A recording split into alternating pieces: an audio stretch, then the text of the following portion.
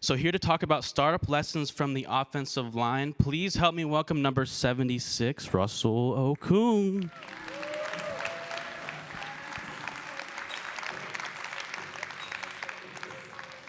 I appreciate it, Taylor. Good luck, man. You been working out, Taylor? A little bit. Look pretty good. Oh, wow, this is pretty cool. This is amazing. Wow, you guys are a very quiet, tired group. Are there any Seahawks fans? Or? Oh, so when I go,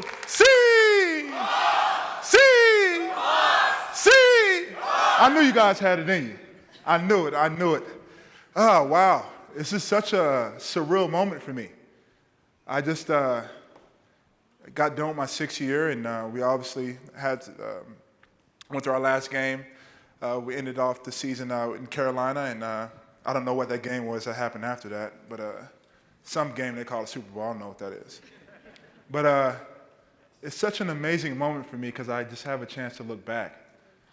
And, I think about when I was sitting in New York and I got that call at the NFL Combine, and at the NFL Draft, and it's Pete Carroll on the phone, and Seattle is going to grab me. And I remember not knowing where Seattle was at the time.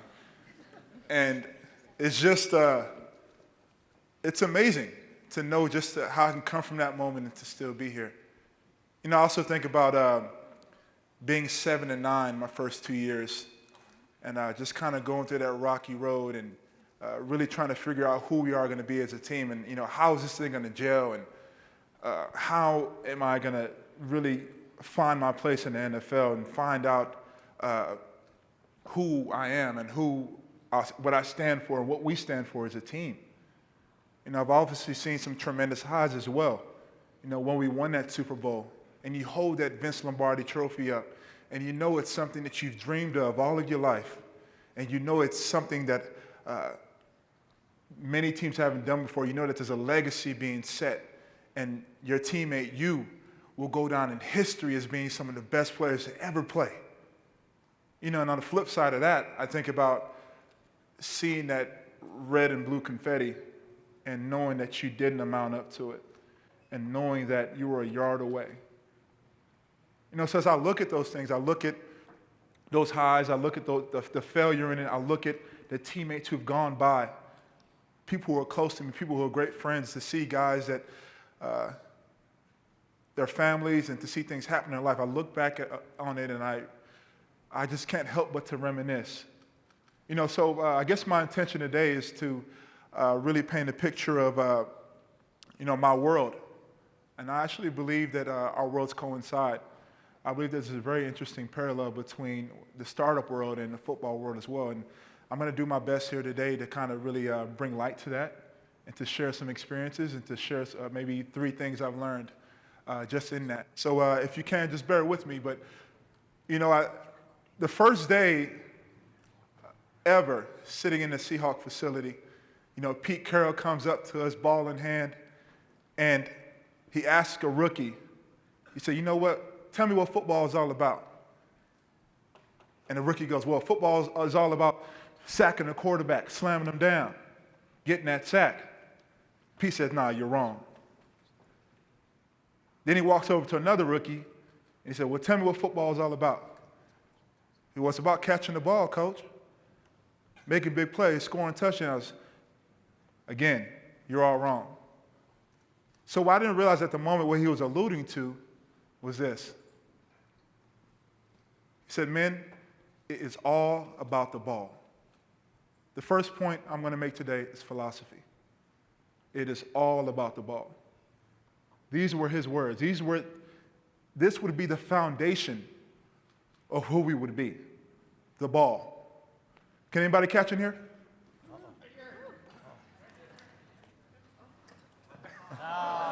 No. Come up here. He won the ping pong. I don't want one of you guys to sue me. That's why I didn't throw it too hard. So I want you to hold this ball. Come into the center.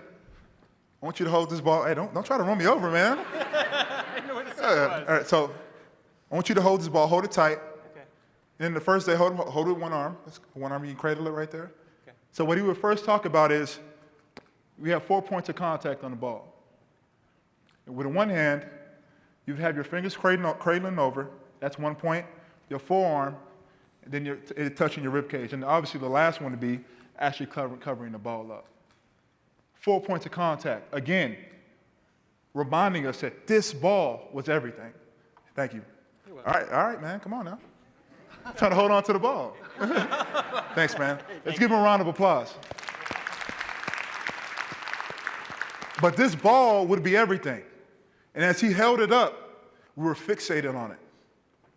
We knew that games would be won, games would be lost on this ball. The guys would do everything and claw and fight and bleed and break bones and tackle people and sack people and intercept the ball. Everything would obviously come down to the ball. Everything was about this ball. The ball is everything. So he had to nail down that fact on us. And the reason I'm saying that's so important and to understand what the ball actually does and what it is because you gotta have, as a company, as our culture, as an organization, we knew to understand the ball. So I don't know what that is for you guys, but I know it's everything.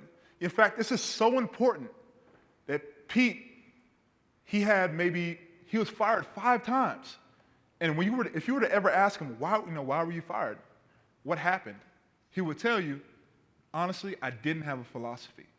I didn't have anything that I stood for. I didn't have anything that was concrete for me to hold on to. In fact, he would also allude to one of his own mentors, a guy named John Wooden, who for 16 years didn't win a championship at UCLA. And as soon as he understood his philosophy, he was unbeatable. He was unstoppable. That's how much philosophy means. That's how much philosophy should mean to your companies, to mean to your startup, to mean to the people who are involved in that. It should mean so much that a product of that environment should know it, should know every single thing about what matters and what matters about the ball. The second point he made, and the second point I also will make, is that competition is everything. Competition is everything. I mean, when you're stretching in your stretch lines, when you're drinking water, you're competing to get all the water you can possibly can. You're competing to get everything you can out of that certain moment. Competition is everything. We live, we die by it, we breathe it. You wake up, you're thinking about competition. You're sleeping, you're thinking about competition. Every day. You know, the standard for competition is we want to get the best out of every single moment. You want to get the best out of every single moment. You want to understand, in terms of competition, that the standard is getting your best not only out of every moment, but out of everybody that's next to you. Everybody should understand competition and what it's all about. You want to, and if I can say this correctly, in competition, you want to do it better than anybody's ever done it before. Better than anybody's ever done it before. That's the standard. The standard is to do it better than anybody's ever done it before. So good that it doesn't matter who you play, it doesn't matter what game, whether it's the Super Bowl, a preseason game or not, the level of expectation is always here. It's always so high that you're not willing to go down for it. The third point I want to make is something that I think we were able to capture better than anybody else.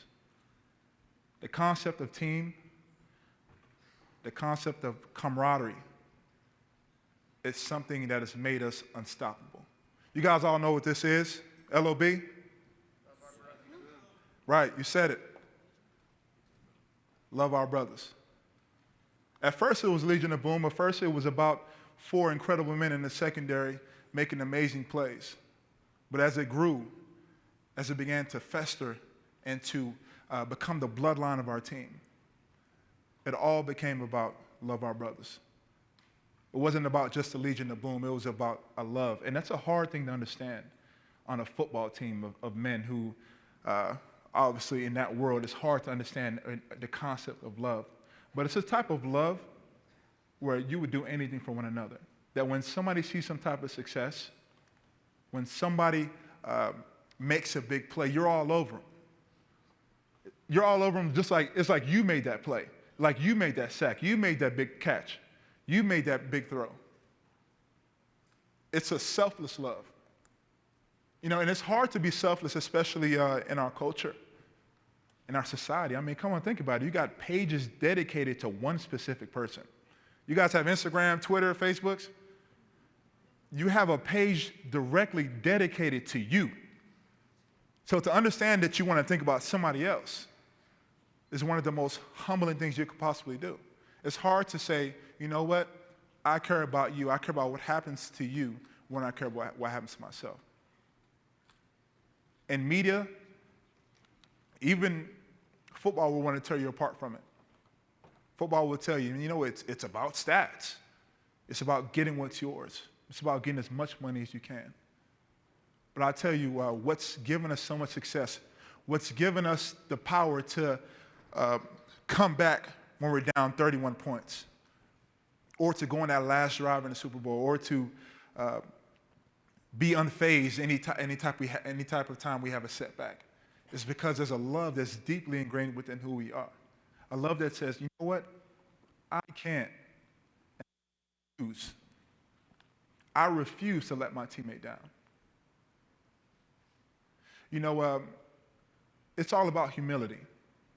Even Jim Collins in Good to Great, he talks about the best founders of those companies never once spoke about themselves. They always spoke about their team. The team, the people around them was what made the company. It's what made them who they were.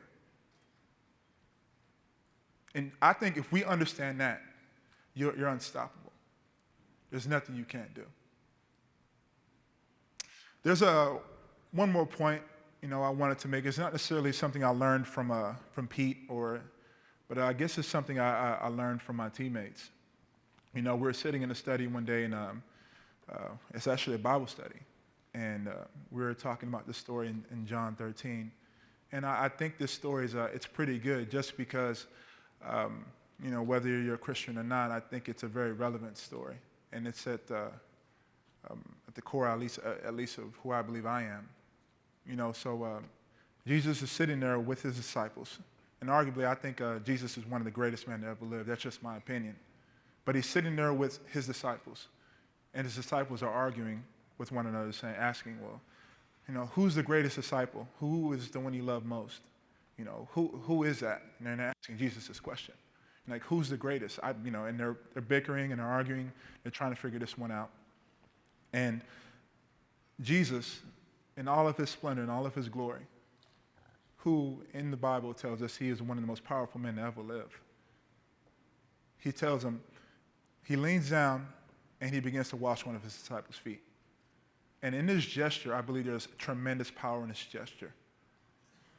For one of the greatest men to ever live to bend down and to wash his disciples' feet. Now, traditionally, in that culture, washing somebody's feet was one of the most lowliest things you could possibly do. I don't even like to wash somebody's feet. But Jesus, in this incredible posture of leaning down to wash somebody's feet, he says that, and in taking this position, he tells us that if you want to be great, you have to serve. The greatest among you is a servant.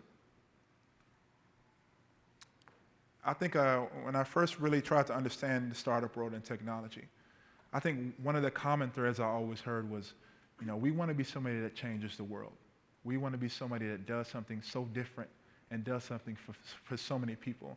And I believe that's why there's been so much success in this sector, that there's this intrinsic need to want to serve that customer or to figure out that customer. And I think at the basis of what that is all about what the story's about. And you see that same story resonate 2,000 years later, even to now. So I believe these lessons have formed me to who I am. And I hope you guys remember that. I hope you guys can know that the Seahawks, that team you're rooting for all the time, that is a team that is committed to being at its best. It's a team that's committed to loving one another. It's a team that understands that this thing is everything. And when we've done that, and most times we're being unstoppable. So thank you guys for having me. Thank you guys for taking the time to be here, and go Hawks.